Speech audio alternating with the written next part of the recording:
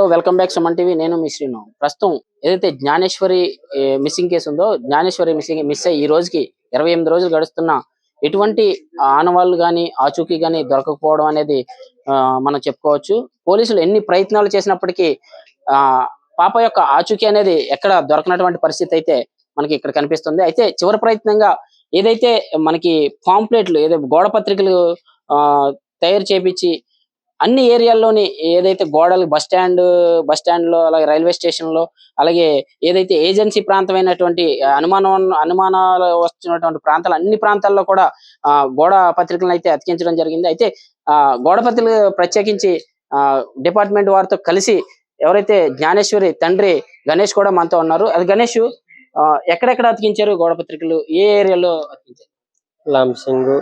లంసింగు పాడేరు మొత్తం ఘాటి అటు సైడ్ మొత్తం అంటే చిన్న చిన్న ఊర్లు ఉన్నాయి, విలేజెస్ మొత్తం పాంపేలు పెంచుకుంటూ ఇచ్చుకుంటూ వెళ్ళాం. అక్కడ ఏదైనా మీకు ఏమైనా ఆనవాళ్ళు కానీ ఎవరైనా చెప్పడం కానీ ఏమైనా జరిగిందా? అలాంటివి ఏమి లేవు. ఆ పాపని ఇవ్వగానే ఇంకా దొరకలేదా అని అడిగింది. చాలా ఎవరికైనా చూపించారా అక్కడ మీరు ఫోటోలు? మామూలు పాము కార్డులు ఇచ్చేటప్పుడే వాళ్ళు వెంటనే ఆనవాళ్ళు కట్టేసారు. సైడ్ ఎవరు రాలేదు. ఇమీడియట్ ఏమన్నా తెలిస్తే వెంటనే కాల్ చేస్తాం అని చెప్పి. సుమారుగా ఎన్ని ప్రాంతాల్లో అంటే తిరిగి అంటించి ఉంటారు? ఒక 20-15 ఉండొచ్చు. అంటే మీరు చిన్న చిన్న ఊర్లు ఉన్నాయి అటు సైడ్. ఇటు సైడ్ ఏమన్నా అంటించారు? ఇటు సైడ్ నేను వెళ్ళలేదు, పోలీసు వాళ్ళు.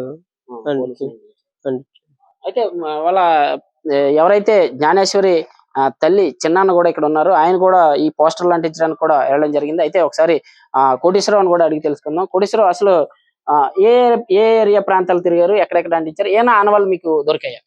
నర్సీపట్నం నుంచి లంసింగ్, పాడేరు ఈ చుట్టుపక్కల ఏరియాలో మొత్తం అంటించామండి.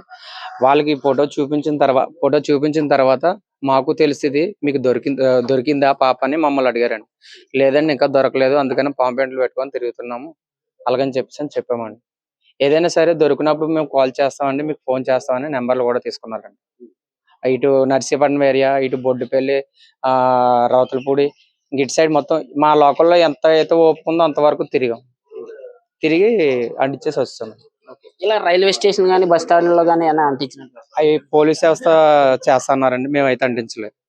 అయితే మీరు ఇలా ఏజెన్సీ ప్రాంతం అంతా తిరిగారు, ఈ పోస్టర్లు అంటించారు, ఏమన్నా ఆనవాళ్ళు గానీ ఎవరైనా అడిగితే ఏమన్నా ఆచూకీ గానీ ఏమన్నా చెప్పారా?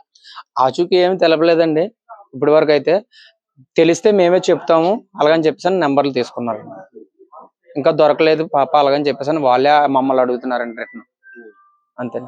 అయితే చివరి ప్రయత్నంగా పోలీసు శాఖ ఆదేశాల మేరకు అయితే గోడ పత్రికలను అయితే ఏజెన్సీ ప్రాంతంలో గానీ ఇటు చుట్టుపక్కలంతా బస్ స్టాండ్ లో రైల్వే స్టేషన్ లో కూడా అతికించడం జరిగింది.